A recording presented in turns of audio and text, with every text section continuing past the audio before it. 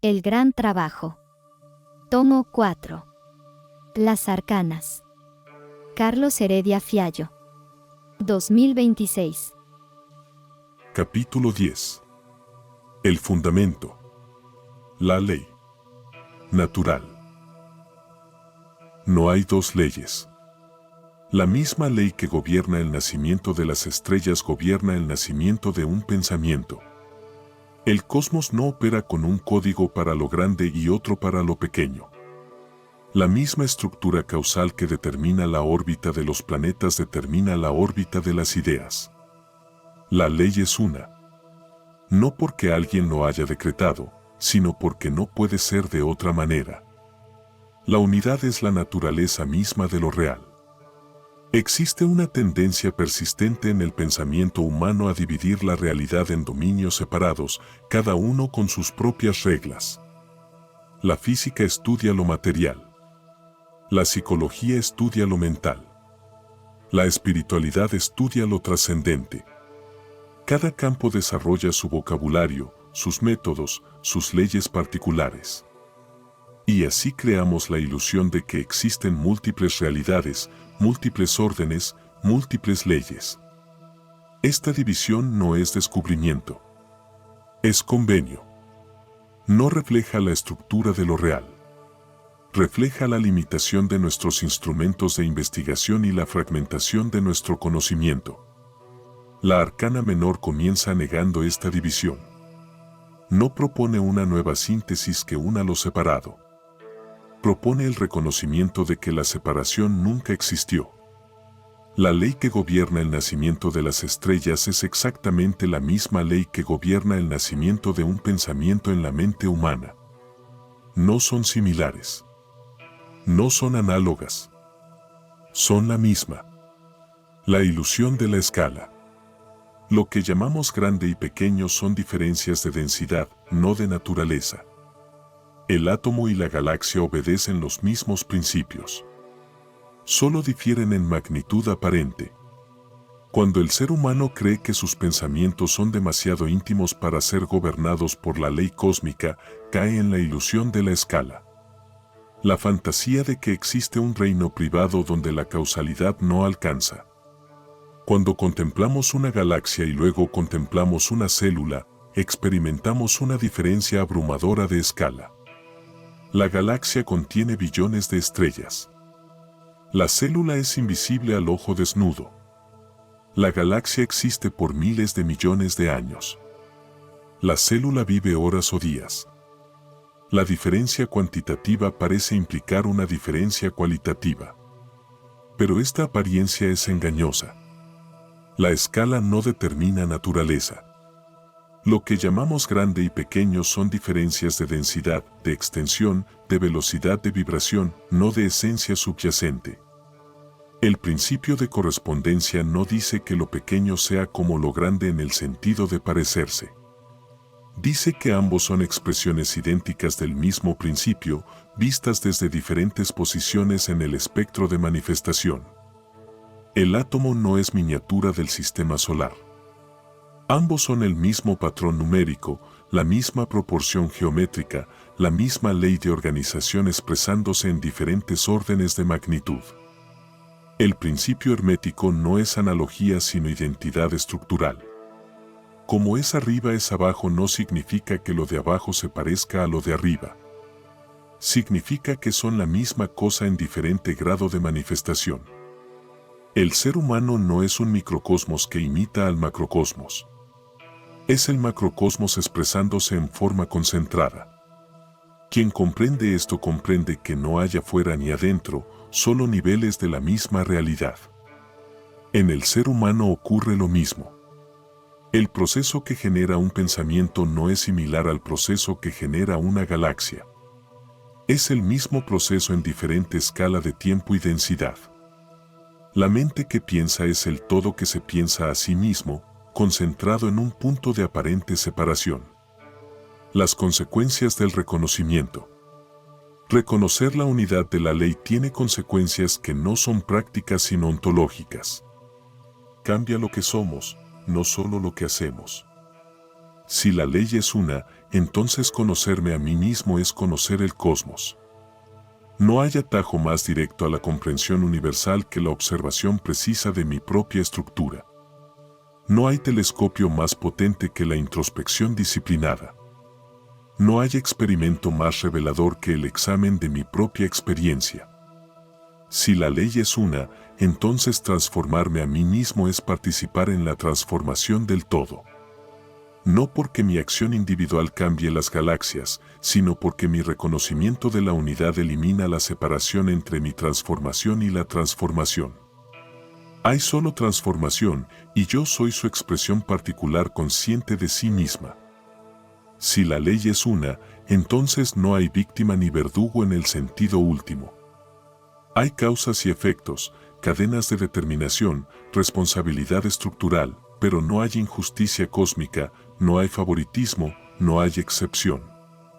La Alewa opera igual en el que sufre y en el que causa sufrimiento, igual en el que comprende y en el que ignora. El fundamento sin fundamento.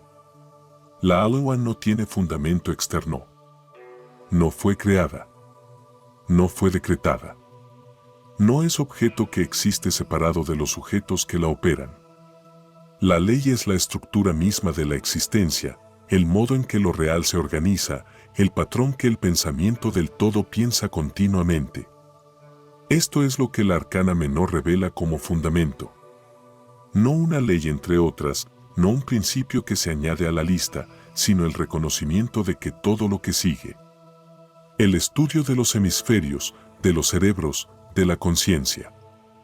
Es estudio de esta ley única manifestándose en escala humana. El fundamento no es base sobre la cual se construye algo distinto. Es reconocimiento de que nada es distinto, de que todo es expresión de lo mismo, de que la diversidad aparente es unidad real vista desde la perspectiva de la separación. Levantar este velo. El velo de la multiplicidad de leyes, el velo de la separación entre niveles, el velo de la escala como diferencia esencial. Es el trabajo del fundamento. No requiere técnica. Requiere visión. No requiere práctica. Requiere reconocimiento. Y en ese reconocimiento, el estudio de la arcana menor se vuelve posible, no como acumulación de información sobre el ser humano, sino como contemplación de la ley en su espejo más cercano. Los 7 principios en el ser humano. Los 7 principios de la ley natural, revelados en las arcanas mayores, no son verdades abstractas que el ser humano contempla desde fuera. Son las leyes de su propio funcionamiento. La gramática de su existencia. Cada principio opera en el ser humano exactamente como opera en el cosmos, porque el ser humano es el cosmos autoconsciente. Mentalismo.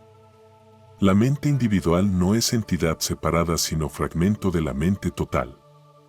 El pensamiento humano no es creación privada sino onda en el océano del pensamiento cósmico. Cuando pienso, no produzco pensamiento desde la nada. Participo en el pensamiento que piensa todas las cosas. La mente que uso es la misma mente que usa el universo. Correspondencia. El cuerpo humano es mapa del cosmos. Los procesos internos son réplica exacta de los procesos universales. La digestión de alimentos refleja la digestión de experiencias. La circulación sanguínea refleja la circulación de energías cósmicas. El sistema nervioso refleja la red de conexiones que teje la totalidad. Cada órgano corresponde a un principio. Cada función a una ley. Vibración. Los estados de conciencia son frecuencias. La materia corporal es vibración lenta de la misma energía. No hay diferencia de sustancia entre un pensamiento elevado y una célula del cuerpo. Solo diferencia de velocidad. El alquimista sabe que elevar la vibración es el trabajo de toda transformación. Lo denso puede volverse sutil, lo sutil puede condensarse en forma. Polaridad. Las dualidades humanas. Razón e intuición, emoción e instinto, activo y receptivo. Son expresión del mismo principio que opera en las galaxias. La atracción y repulsión que mueven las estrellas mueven también los afectos humanos. El ser humano no es campo de batalla entre opuestos irreconciliables. Es el punto donde los opuestos se encuentran y pueden integrarse. Ritmo. Los ciclos biológicos, emocionales y mentales son pulsación del mismo ritmo cósmico.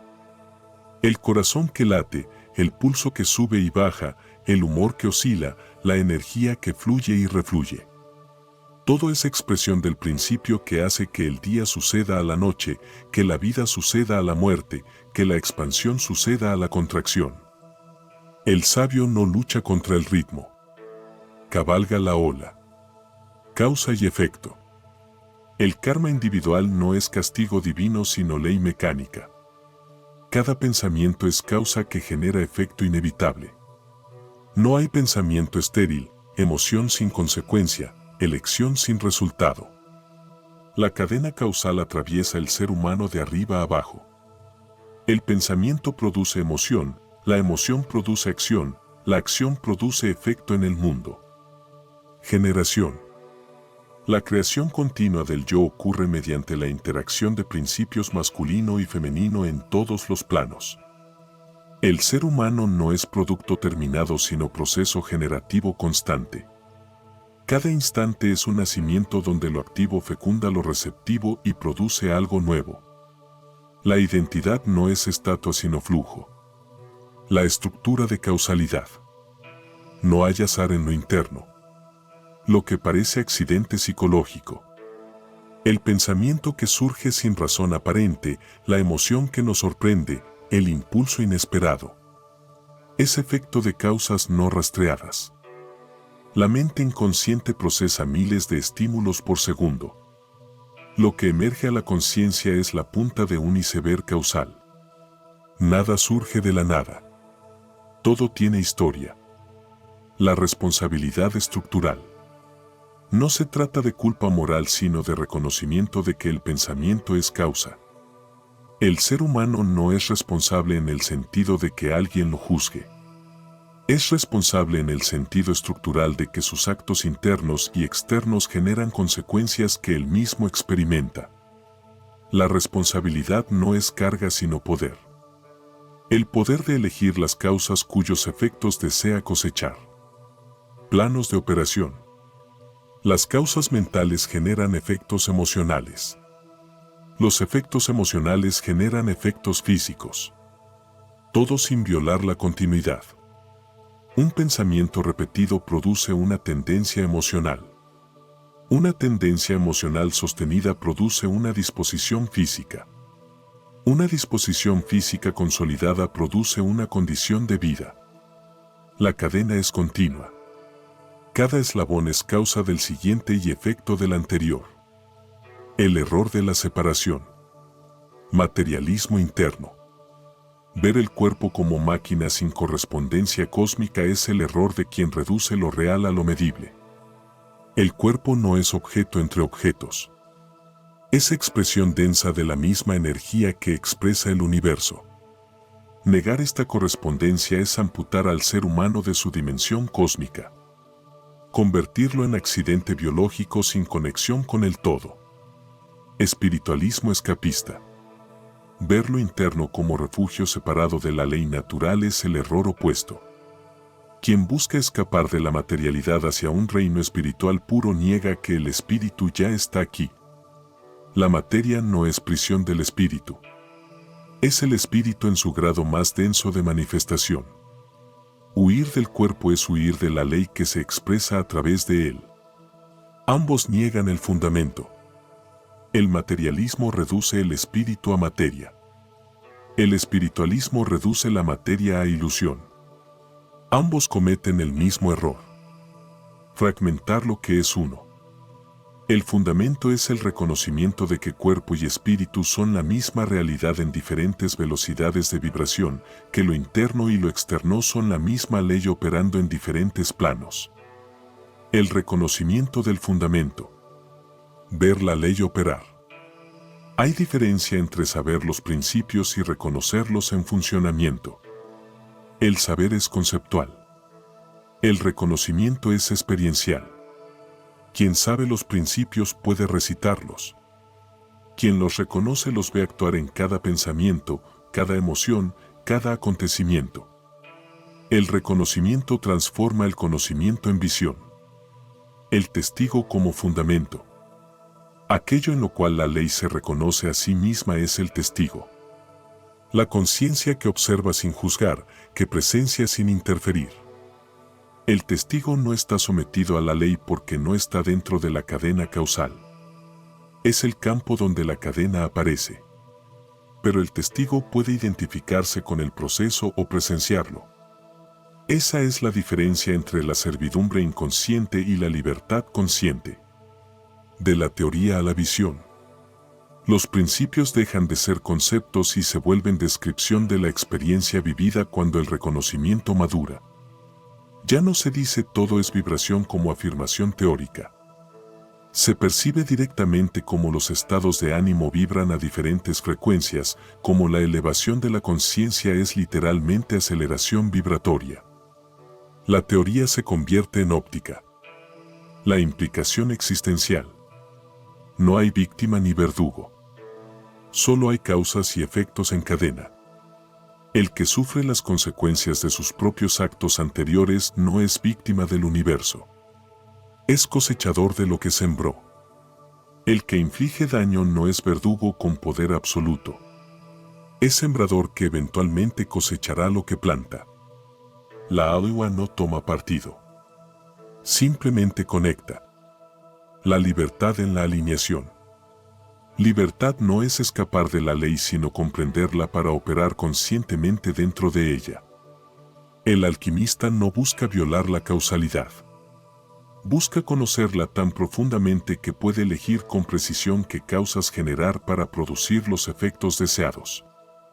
La libertad no es ausencia de ley. Es maestría en su aplicación. El alquimista como reconocedor. Quien ve la estructura no puede operar en contra de ella inconscientemente. El reconocimiento cambia la relación. Lo que antes era reacción ciega ahora es respuesta consciente. El alquimista no es ser superior que ha escapado de la condición humana. Es ser humano que ha reconocido la ley en su propio funcionamiento y por ese reconocimiento se ha vuelto capaz de cooperar con ella en lugar de resistirla. Este es el fundamento de las arcanas menores. La Alua Natural no es código externo que se obedece sino verdad interna que se reconoce. El soberano no busca legisladores. Lleva la ley escrita en la estructura de su propio ser. Solo necesita aprender a leerla.